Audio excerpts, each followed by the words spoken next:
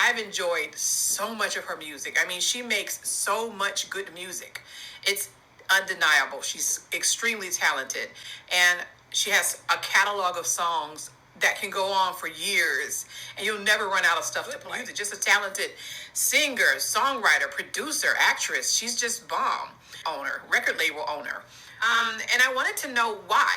I had to find out why. So, a journalist too. You know, I've been writing for years. I have a degree in communications and journalism, and I've been around the block a few times on a few red carpet interviews. Sometimes you might catch me on the TV show. It's a crime drama show called For My Man on TV One, or either you might catch me on Fatal Attraction on TV. But I am a Nicki Minaj fan, and I wanted to know why. So what did I do? I emailed the CEO of the Recording Academy, the Grammys, Harvey Mason Jr. I asked him, why did she not get a Grammy nomination? And he answered. So let's get into what was said. So let me also add this. Harvey Mason Jr., the CEO of the Recording Academy, the Grammys, he said himself that he is a huge Nicki Minaj fan. I thought that was just amazing, because how could you not be? So let's get started on what was said. So the subject line said, how are the Grammy Artist nominees determined? Greetings, Harvey and team. I hope that you all are having a good week so far. Harvey, as the CEO of the Recording Academy, you've had to have quite a resume to get that role. You have to have done a lot in music and know music really well to land that title. And I won't lie, you do have quite a background, and I'm impressed. You've not only penned and produced songs for industry legends like Aretha Franklin, Michael Jackson, Whitney Houston, Elton John, but also stars like Justin Bieber, and also Beyonce, John Legend, Britney Spears, and also Ariana Grande and Justin Timberlake, and also Chris Brown. So I'm not going to read all of that or share the screenshot of the whole email, but I'm going to share what question I asked him.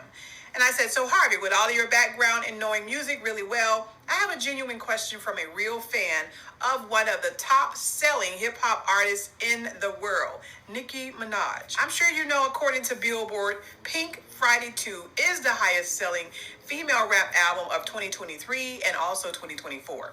Nicki Minaj's Pink Friday 2 world tour alone had 108 plus million total gross, 50,000 plus sold out shows across the globe, 750,000 plus seats sold, best-selling female rap tour in history, top 4 most successful rap tours in history. So why was Nicki not nominated for any Grammys for the upcoming 2025 Grammy Awards show? Okay? Has she really been blackballed from winning ever a Grammy for the rest of her career over one performance in the past? And I told him I'm not speculating rumors. I asked this question because it's been mentioned by the artist herself. And in my opinion, I had to tell him, there's no way the others that the Recording Academy selected for Best Female Hip Hop or nominees for anything are more worthy than Nicki Minaj. There's just no way. Real quick, trying to make this fast, but it was a pretty nice email exchange between us. And I also mentioned in there that Nicki Minaj has suggested that industry politics may have influenced her treatment by the Grammy decision makers. Nicki Minaj has voiced her concerns and frustrations about her relationship with the Grammys, particularly regarding the categorization and recognition of her music. And she's right. I'm just keeping it real. She's right.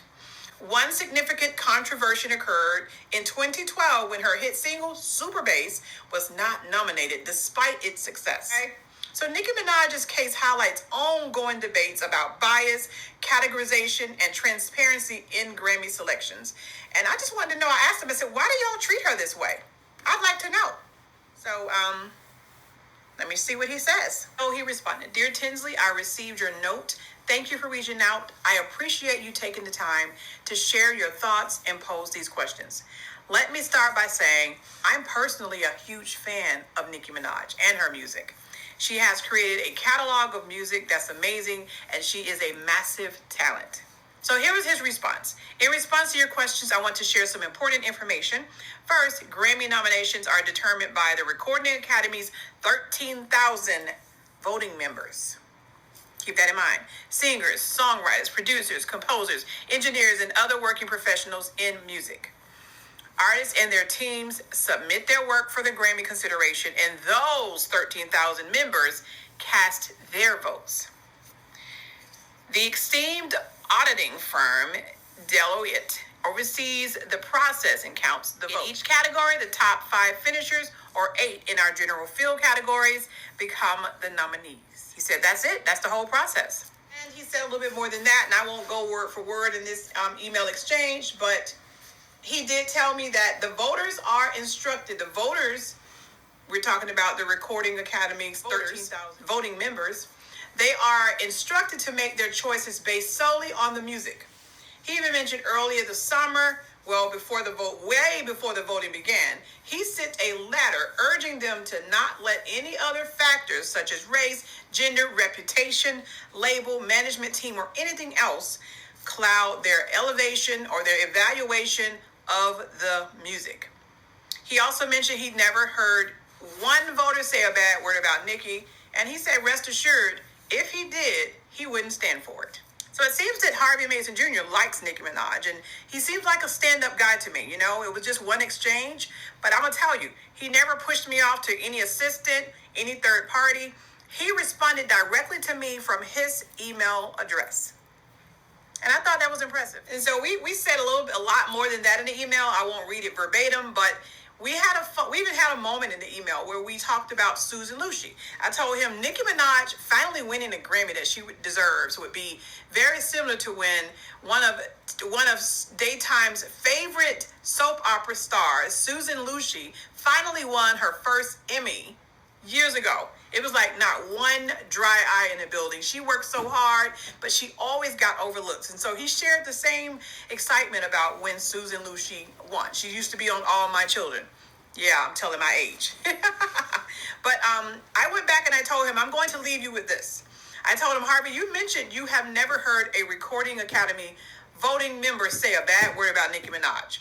That's good to know. However, remember, you are the CEO, and they probably wouldn't speak negatively and share their personal views about an artist, especially if it's a negative view, because they know it can make them appear biased and possibly stunt their ability to make a fair, sound, just decision.